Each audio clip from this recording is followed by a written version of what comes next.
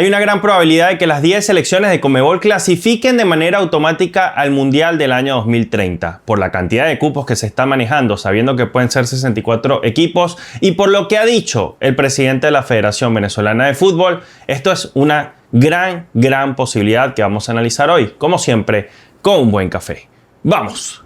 Buenas cafeceros, bienvenidos a Cafecito Gol, donde nos tomamos un buen café mientras hablamos de fútbol sudamericano. Mi nombre es Rafa y muchachos, primero que nada, antes de abordar este tema tan interesante, quiero decirles que hemos llegado a 2 años desde la fundación de Cafecito Gol, muchachos. 2 años acá echándole pichón, 2 años creando contenido para ustedes, 2 años atendiendo a las 10 selecciones de Conmebol y tratando de abordar de la manera más amplia posible y con mucho cariño, mucha pasión para ustedes a los equipos que nos competen, ¿no? en esta parte del mundo, en nuestra querida Sudamérica.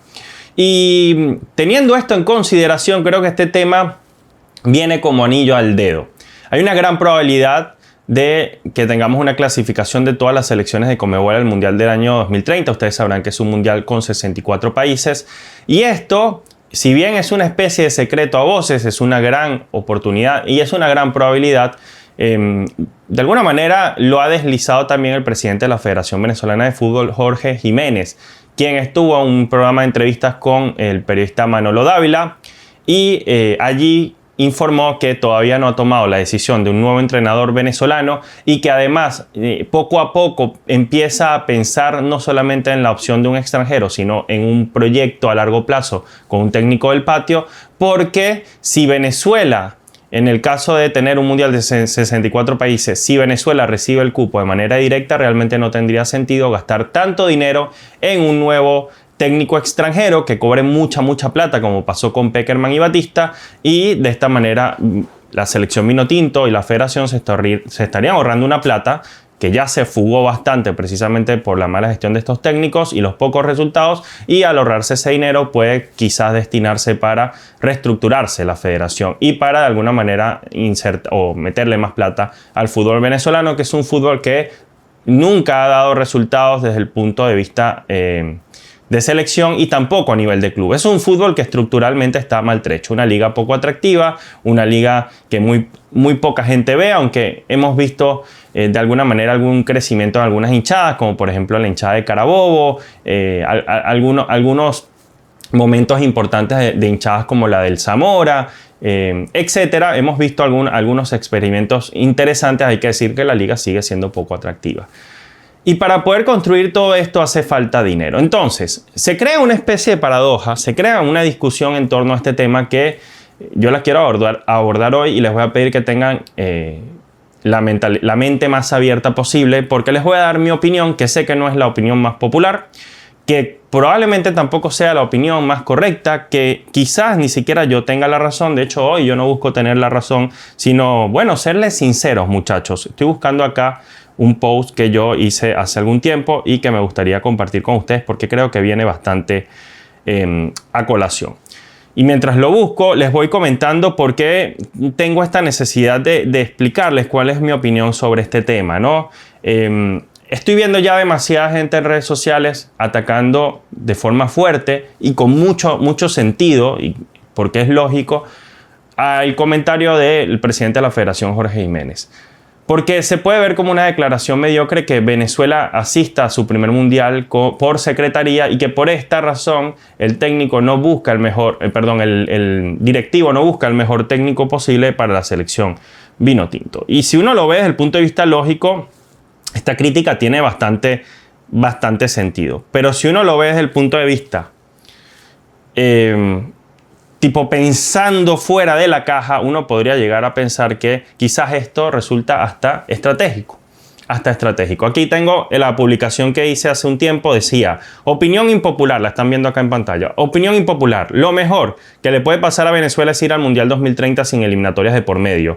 Nunca pudo Venezuela con la mochila de clasificar por méritos propios, y si va directo se quita ese peso de encima y se puede enfocar sus recursos en desarrollar su dañado fútbol. Esa publicación la hice yo, eso sí, con mucho dolor, después de la eliminación de la selección venezolana al Mundial del 2026, quedarse fuera con Bolivia del repechaje mundialista fue un golpe muy bajo, muy duro, y al saberse que porque lo dijo Alejandro Domínguez, que podría haber un mundial de 64 países. Yo dije, es dolorosísimo, es lamentable, es hasta cierto punto vergonzoso, es algo que detesto que pase, pero no está en nuestras manos si a Venezuela le terminan dando o no el cupo al 2030. Si es algo que tiene que suceder, va a suceder independientemente de si nosotros creamos que es positivo o negativo. No es que nosotros desde acá podamos oponernos o estar de acuerdo o en desacuerdo y que esa opinión vaya a tener demasiado peso en lo que vaya a ocurrir, porque al fin y al cabo quienes van a votar por esta decisión de un mundial de 64 países y clasificar a toda Conmebol, en todo caso serán los de las confederaciones, los de Conmebol y evidentemente la decisión será de la FIFA. Partiendo de eso, yo lo que propongo es ver un poco el vaso medio lleno ante una situación que yo creo que de alguna manera es irreversible. ¿Cuál es esta situación?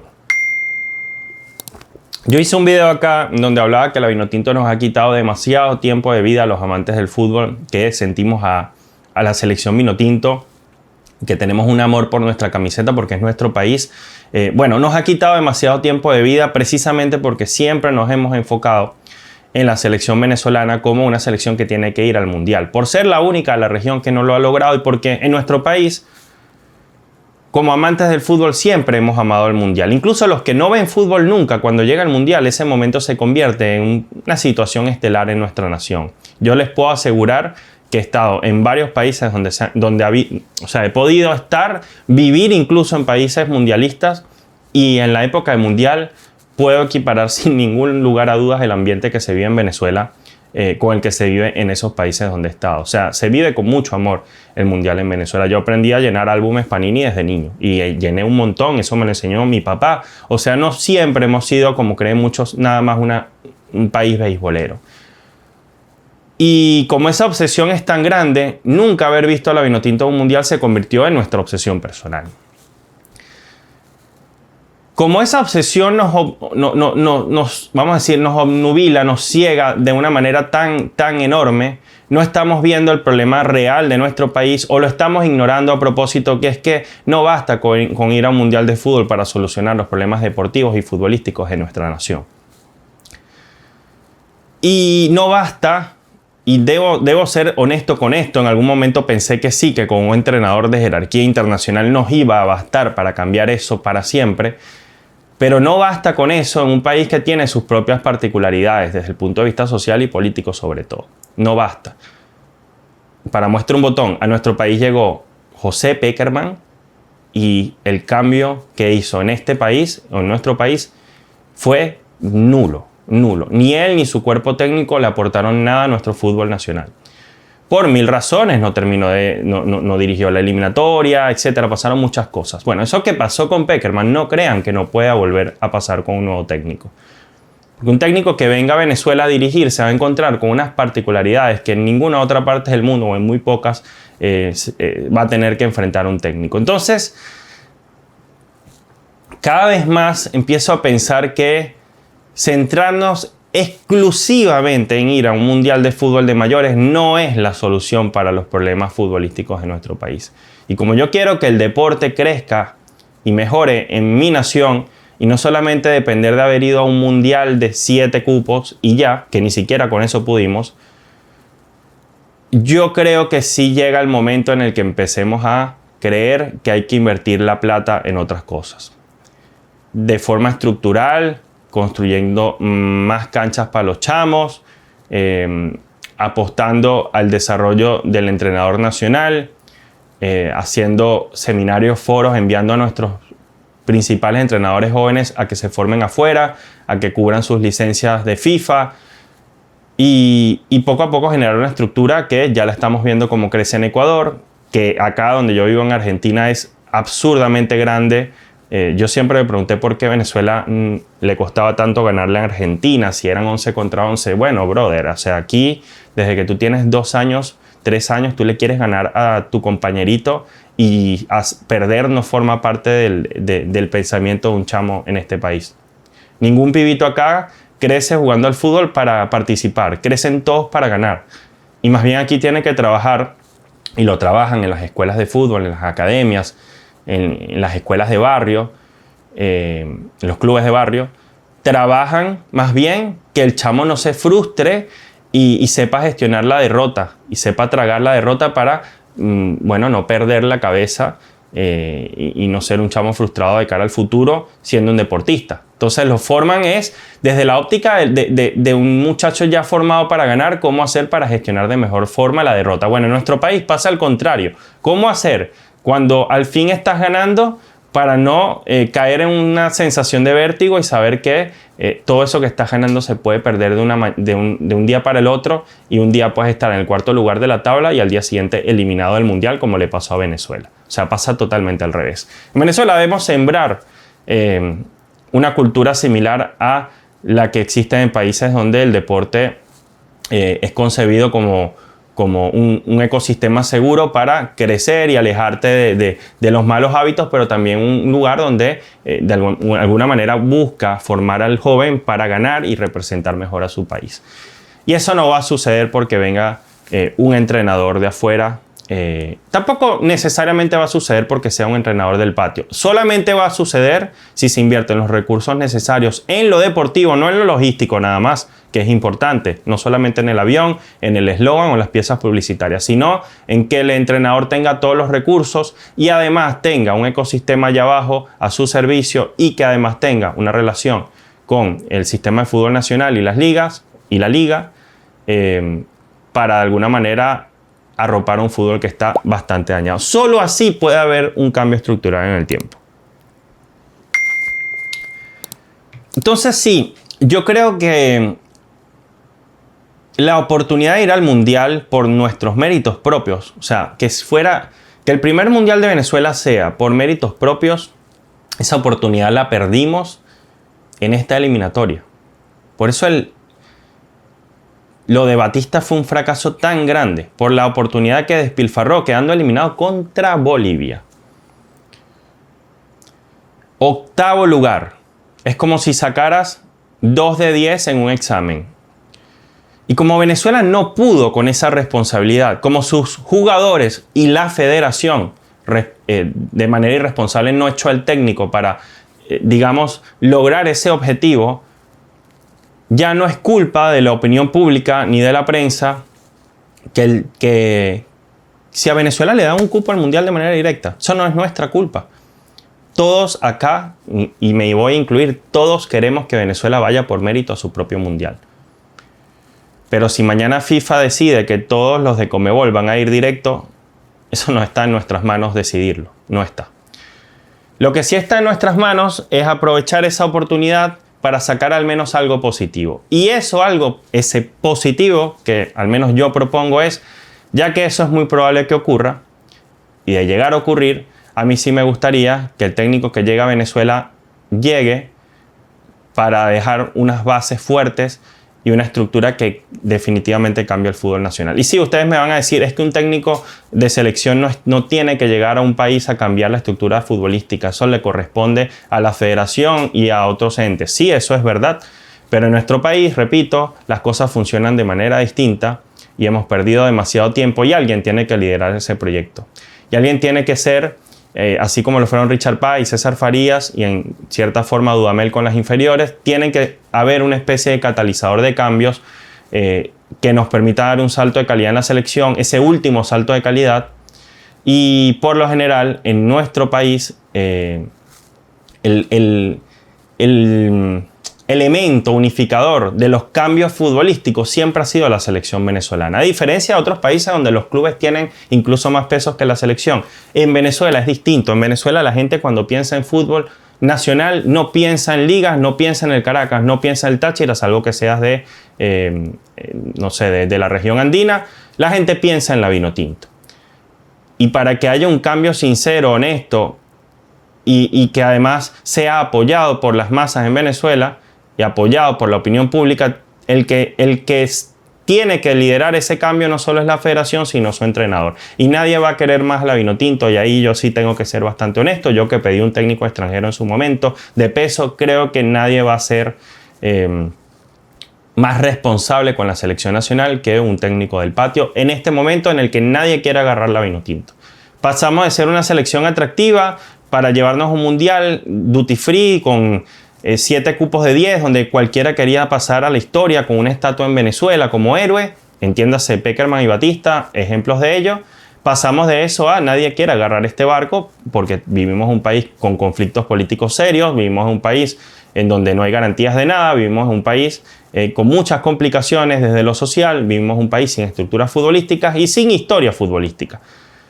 Y ya hay incluso serias dudas de si los jugadores están preparados para el reto mundialista porque lo demostraron quedando en deuda ese día en la cancha 6-3 contra Colombia y posteriormente con las actitudes balurdísimas que hemos visto de tipos como Soteldo y el Brujo Martínez, ¿no? Entonces, ya los entrenadores afuera dicen, yo en ese paquete no me meto. Entonces, Jiménez es claro que está siendo muy odioso para la opinión pública, está siendo bastante directo. Yo no voy a defender al presidente de la federación después de ser el principal responsable, si me preguntan, de la descalificación de Venezuela al Mundial, por no haber sabido dar el volantazo a tiempo echar a Batista, algo que tuvo que haber hecho. No lo voy a defender por decir que está esperando que Venezuela sea clasificada de manera automática o no, para entonces en base a eso tomar una decisión. No lo voy a defender por eso, pero sí debo decir que es lo más responsable en este momento. Nos guste o no. Nos guste o no. Creo que es algo que cualquier persona sensata al mando de la dirección de algún proyecto o alguna empresa o emprendimiento haría. Entender cuál es el contexto real sobre el cual se va a competir y sobre la base de eso tomar decisiones. Si Jiménez logra a través de su voto y el voto o el convencimiento de compañías o compañeros que tenga él en Conmebol para que se vote en FIFA a favor de un Mundial de 64, eso significa que Venezuela clasifica directo, o se fusiona Conmebol con CONCACAF, hacen una Liga de Naciones y ahí salen un montón de cupos sobre los cuales por allí Venezuela sí puede tener más chance de ir antes que, no sé, Costa Rica o que Curazao o Surinam, y así Venezuela va al Mundial. Pues sí tiene más lógica que Jorge Jiménez no se gaste un montón de millones de dólares o euros como se le pagaba a el Bocha Batista o como los que se le pagó a Pekerman, que puede hacer nuevamente caja a través del pago a un entrenador mucho más accesible, que sea del patio y que además trabaje un montón. Esto no quiere decir que se le vaya a pagar mal o subpagar, pero sí un tipo más cercano a el perfil de Osvaldo Vizcarrondo. Todo esto para decir que las probabilidades de que Osvaldo Vizcarrondo se convierta en el técnico definitivo de la selección nacional para el próximo proceso son hoy bastante más altas que ayer. Lo de Tite, que supuestamente iba a llegar y al final se cayó.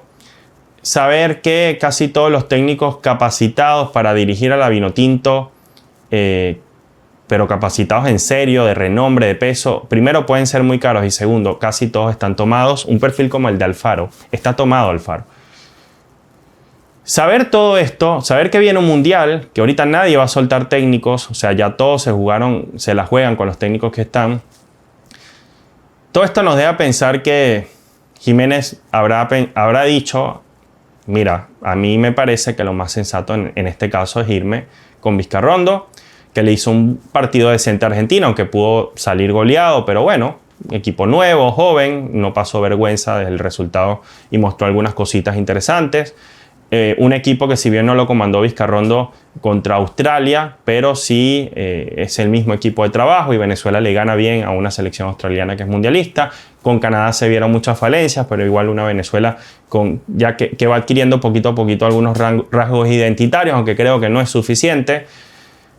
Eso o la inexperiencia, ¿no? ¿Qué pesa más? No tiene experiencia en selección mayor Osvaldo Vizcarrondo, pero bueno, puede construirla sabiendo que va a ir al Mundial directo. Creo que eso es distinto a darle a Osvaldo Vizcarrondo una eliminatoria sudamericana, en donde creo que sí sería un gran error. Si es decir, si Venezuela se va a enfrentar a una clasificación para un Mundial que al final no es de 64, sino de 48, y Venezuela tiene que clasificar al Mundial, creo que la respuesta no debería ser, desde mi punto de vista, Osvaldo Vizcarrondo.